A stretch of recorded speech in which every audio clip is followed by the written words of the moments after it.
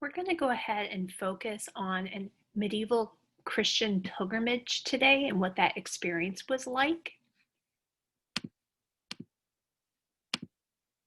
So we will not be doing a long research question or research project, but instead we're going to have a long FRQ that you will be able to use with the notes that you take from our exploration of the Buddhist Great Stupa of Sanchi in India, and then we'll compare it with our Romanesque Church of St. Foy in Conques, France. When we're doing this comparison, we'll be focusing on why pilgrims take pilgrimages. Why do they take the trip? What are the kinds of experiences they have along the route and once they get to the holy site?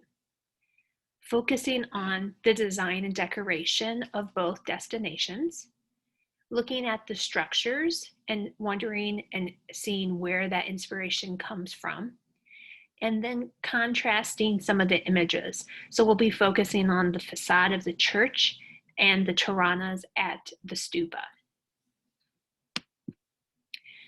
So this is mostly for the research assignment, but we will talk about the history and the context of when both locations were made, the construction practices of both, the style of both, and when it comes to style, we'll focus on architecture as well as decoration, looking at the functions of both structures. So we're going to start with St. Foy. You can click on this website in order to get some additional images of this structure.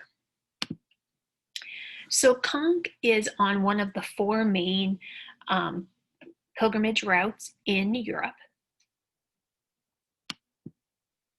And so what you want to be thinking about when you're considering a medieval pilgrimage is why someone would make a journey at this time in history, and focusing on why they took that journey.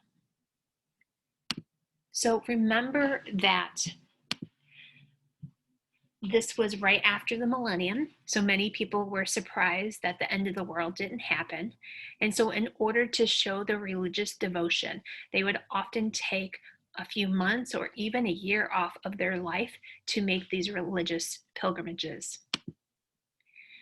So thinking about the routes, right? Keep in mind that we're in the Middle Ages. These routes would be very harsh. It would take very long. You'd carry everything you would need with you. You'd be away from your job or your family. And then people took these journeys in order to show their piety, seek miracles, blessings, prayers from different saints and martyrs. Relics of these saints and martyrs were located in these different churches. And then people would also collect keepsakes. So people would get things like holy water and anointing oils. So a little bit of context of this church. We're going to watch a video and hopefully it uploads fine to our email. If not, we'll be able to watch it later and I'll edit it out.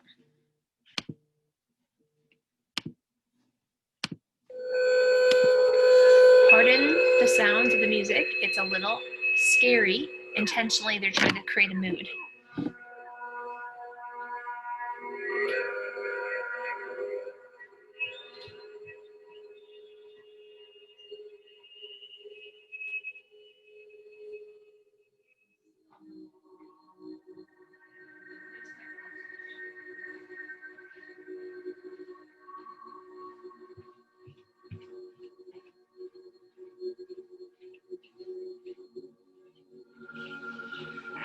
So you can see what the building would look like from the hillside and as you walk the medieval streets.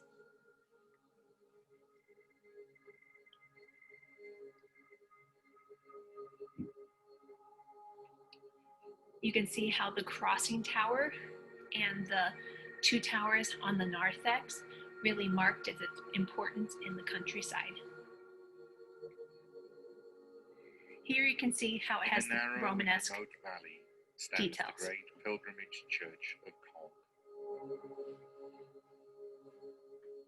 Well away from the busy medieval roads and thoroughfares, this monastery was one of the most important stations on the road to Compostela.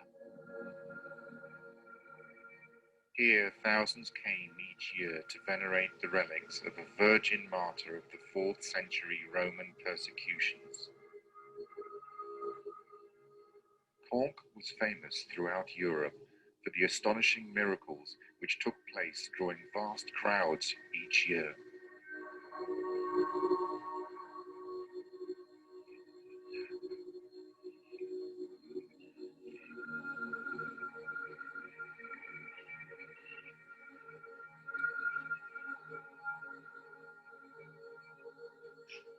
The Benedictine monks of the abbey zealously guarded over the body of the saint because they themselves had stolen it. In 866, Caen was an impoverished abbey, and the monks had sought a miracle-working relic to bring wealth in donations.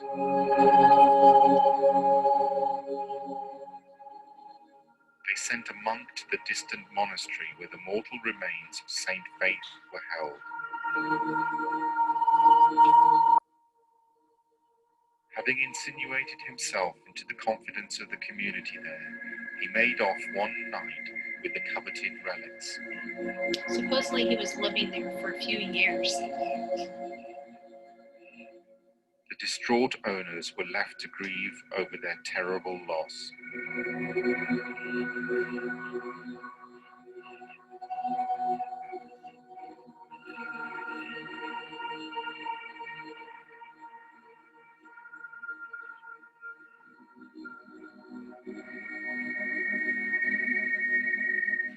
With the relics safely arrived at the abbey, the monks encased the skull in a statuette of gold. Music gets even more dramatic here.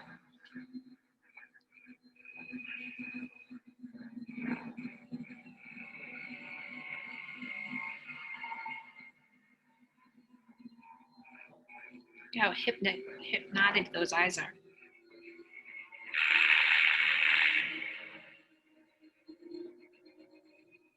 The effigy was seated on a throne, symbolizing the authority invested in it as judge over human affairs.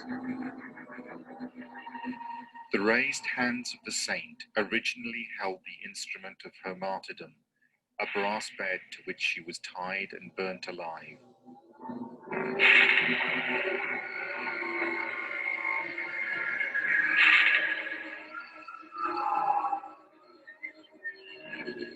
She had been killed for refusing to renounce her Christian faith.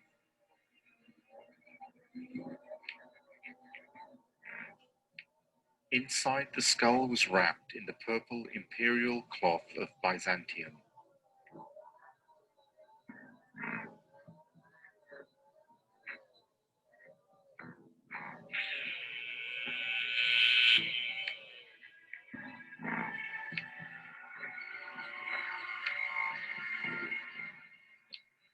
The catalogue of faith's miracles grew ever more remarkable, and the prestige of the Saint of Caen grew in honor and glory.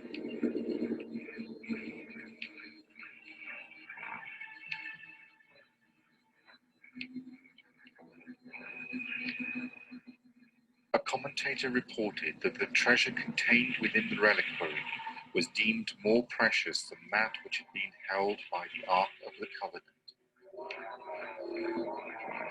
Even the deep recesses of Erebus lie open, he wrote, as she leads souls out of the underworld.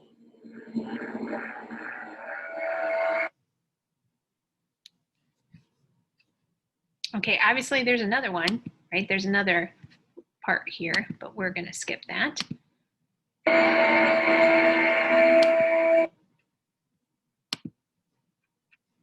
So this is the Reliquary of St. Foy. So she is her skull is housed inside the back of this, And this is a repurposed Roman sculpture that was added. So just like we saw the book covers for the different gospels that go on the altar, many of these semi-precious stones and other sort of objects that are incorporated into it were donated by the pilgrims on the route.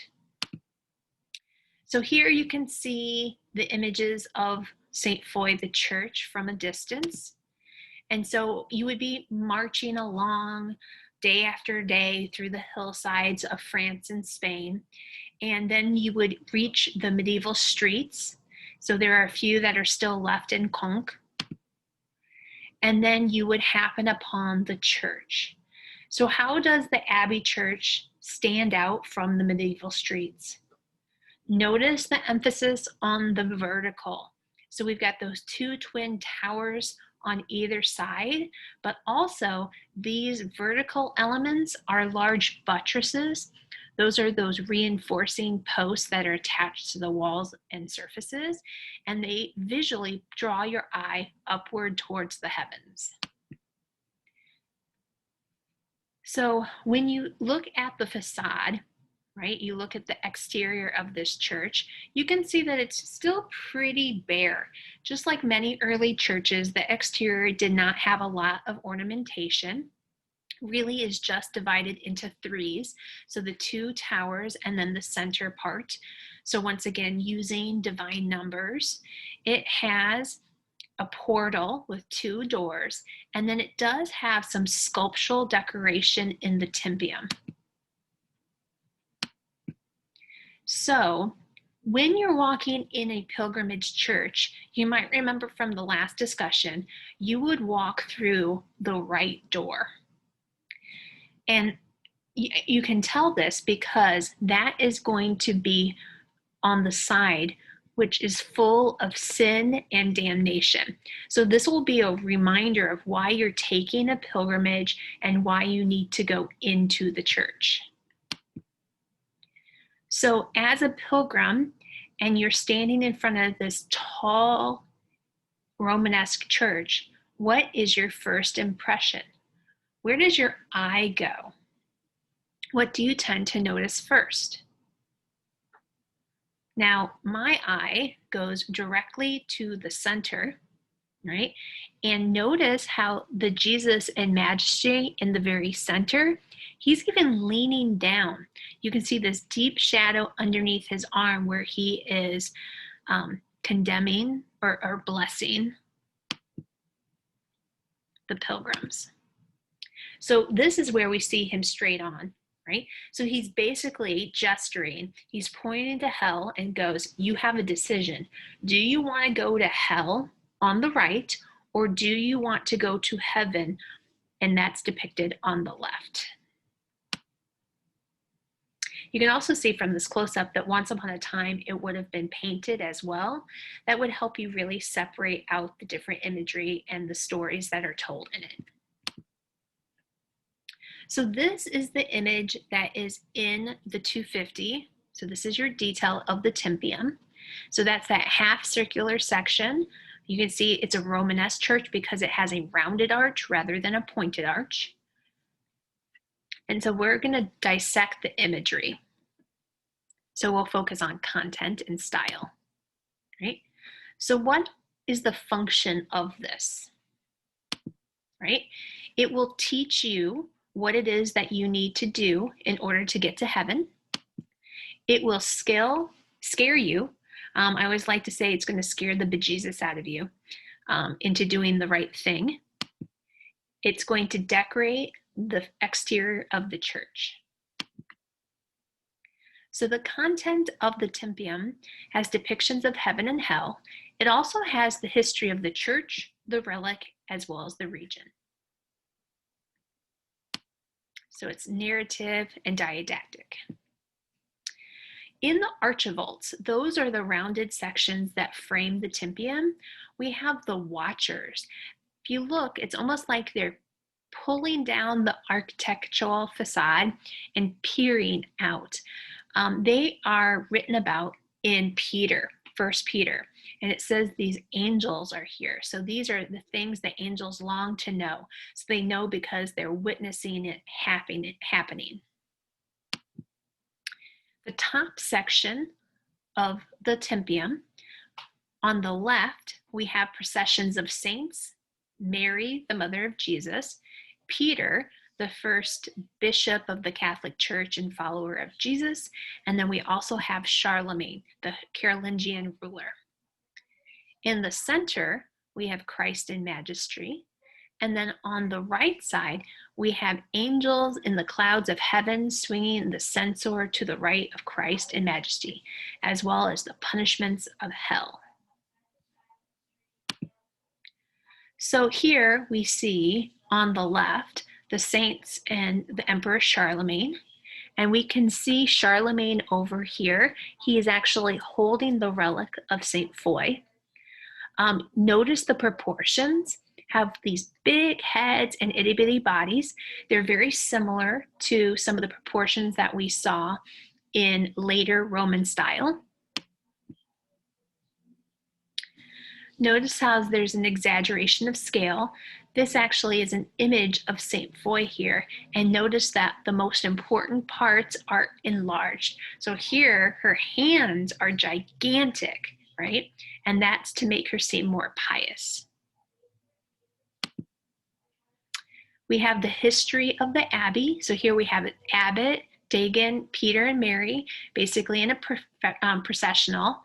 And here we have the hermit Dagon, who was the founder of the monastery of Conques. And so we can see the history of it here. In the very center, right, we have that image of Jesus, the bearded Jesus with his halo and a full body mandorla around his body. And so we have him blessing and lowering his hand in judgment.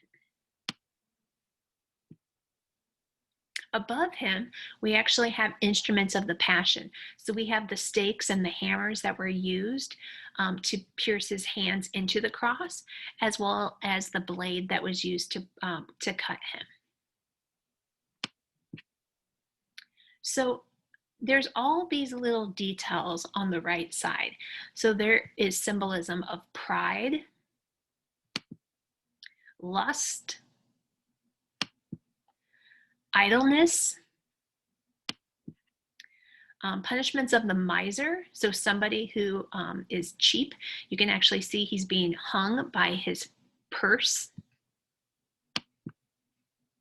We have other punishments of hell. We have someone who lies getting his tongue pulled out. We have another husband being boiled alive. We have a king being attacked by demons. So not even a king's, right, can be sinful. No one's above sin. Here we have misused power. And that is of a lord. So somebody who is part of the feudal system. At the very bottom, we have heavenly Jerusalem, the weighing of the souls, and then we have Satan and the punishments. So here we can see the resurrection of the dead. So notice how their coffins are opening up and people are coming back alive with these angels who are lifting off the tops of their coffins. We have, right, heavenly Jerusalem in the center with all of his followers along. Above heavenly Jerusalem, there we have the image of St. Foy, and we have the hand of God kind of blessing her and reaching out for her. And then we also have the emblems of her captivity. So we have shackles, which martyrs are often chained to, right? This shows that she was a prisoner who was set free.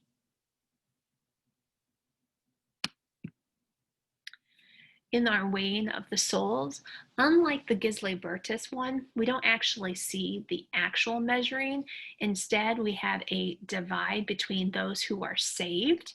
And so we have angels helping those move into the heaven. And then we have devils pushing the sinful into the mouths of hell. Right above the image of hell, we have the damned being devoured by demons. You see them kind of chomping on their heads. You can see how this was to scare people into doing the right thing, right? Here we have vanity. And then once you kind of look at all that information, then you're able to come in. So thinking about the format of the church, remember how we went over what parts you would use as a pilgrim. So you would go through the right side, you'd walk up and around the side aisles into the transept, and then you'd make your way into the ambulatory and be able to see all these additional chapels. And then you would make your way to the left side and then out the opposite doorway. You'd be leaving through the heaven door, right? So church format, side aisles leading to the transept, got our ambulatory, our radiated chapels, entrance on the west, as well as there are extra entrances on either side of the transept. Right? So transept are these ends, the part that makes the cross. Notice that St. Foy only has one side aisle on each side. So here you can see the nave through the east side. So we're going towards the altar. Focusing on the image that we have in the image set, you would want to think about how this looks Romanesque. What are the Roman characteristics? You've got your rounded arches, right? You've got your barrel vaulting. And then the other little things are things like the compound piers, the transverse arches that go up and over and have extra support on the ceiling, right? And then you might also focus on what these interior elevations look like, right? So when we look at a plan from this way of a church, this floor part we call the nave arcade. So that would be the first story. So an arcade is a series of arches, right? So that first story would be the nave arcade, and then the other side of it would be the side aisle. And then the second story above it is a gallery, right? So this space up here, very much like Hagia Sophia, we have that second story where people can look down into the nave.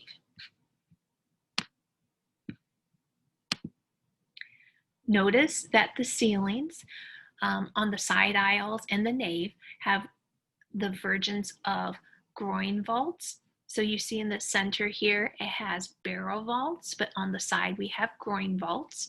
And so that gives added structure to the interior.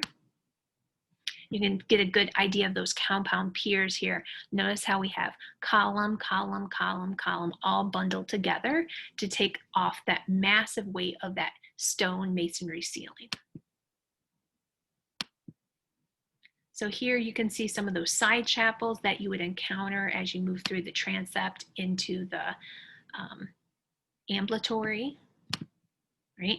One of them is an altar to St. James, and so he would be there to help guide you along your way to Santiago del Compostela.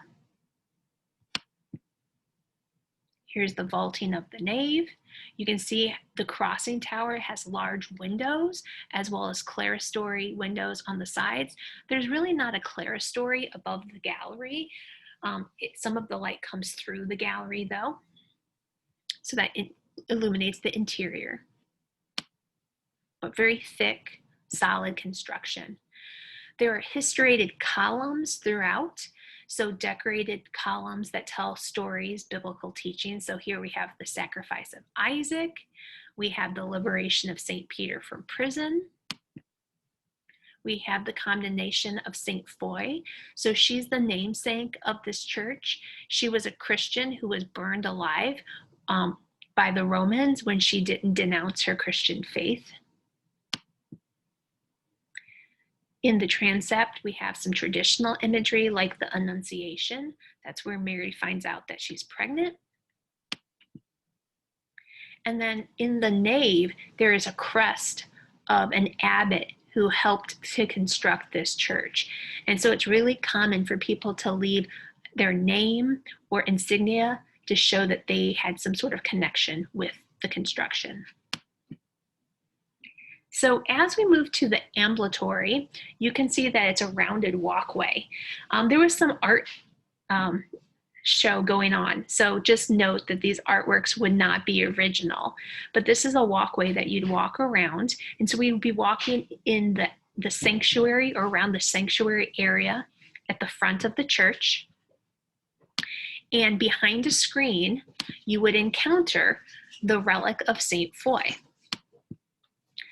So how do we know she's important? What are the telltale signs of shows that this is an image of power and prestige, right? She's made out of wood, but she's covered entirely out of sheets of gold and precious stones. And so we'll see the back of it in a second. Her skull was kept inside of that, right? And it was kept at the high altar, protected behind a screen, because remember that the original owners was not this abbey. They had stolen it from someone else. So it was really important that they protect it so that it didn't get taken back. So pilgrims would go to her and they would hope that she would help them gain safe passage and blessings on their way throughout their journey to Santiago del Compostela. So here's some close-ups. There's a cameo in the back of her throne. And so that has an image of the crucifixion underneath of it. We think that this original sculpture came from a Roman image that was manipulated and changed and altered. So she's, seated in a throne. She has those large sort of hypnotic eyes. She's kind of out of proportion with like a big head, but we can tell that she's important by all this imagery and semi-precious stones that really complement the surface. You would imagine that this would be seen at a high altar with candles, and so she would really shimmer in the light and feel otherworldly. She'd have those hypnotic eyes that would meet that pilgrim directly.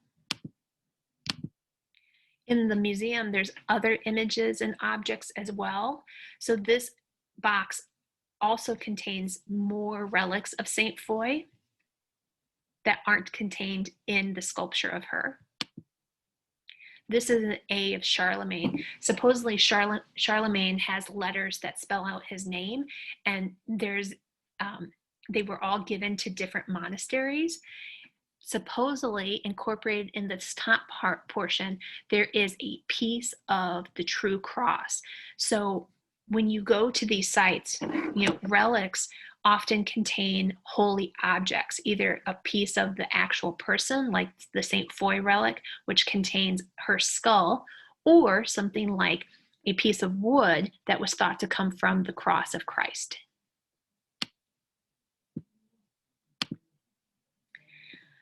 Towards the outside, there are cloisters.